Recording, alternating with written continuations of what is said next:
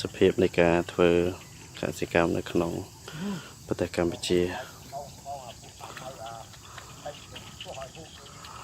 ជាកសិករនេះរដូវវស្សានេះចាប់ផ្ដើមមានការធ្វើការចូលរស់កាប់កោះលីសែងទៅយ៉ាងដូចជានៅក្នុងពេលនេះហើយនេះយើងនិយាយពីទេសភាពនិងភាពជាក់ស្ដែងនៅទីកន្លែងនេះហើយបើនៅស្រែតពាំងនេះវិញគឺ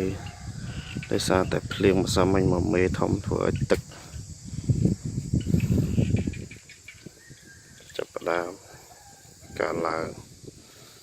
ហើយម្សិលមិញទើបតែសាបហើយថ្ងៃនេះភ្លៀងមកមិនទំហឹងតែម្ដង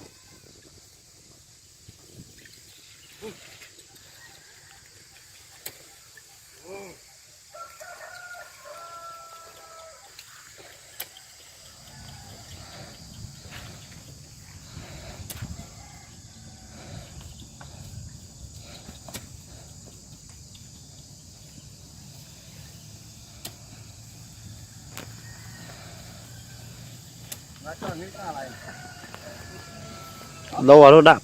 độ mê mà ra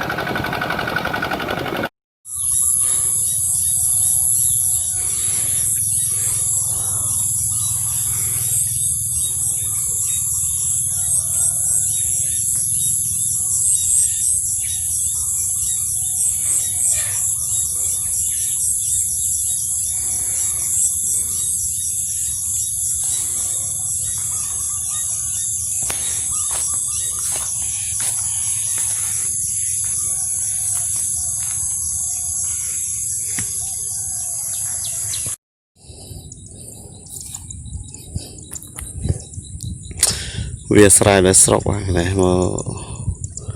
កថតឲ្យមកស្ទង់ហើយយើងចេះថតដែរតែយើងថតតែទៅគេថាយើងមកថតអត់មកស្ទង់បាទមីអត់ទេមើលគាត់នេះបាទ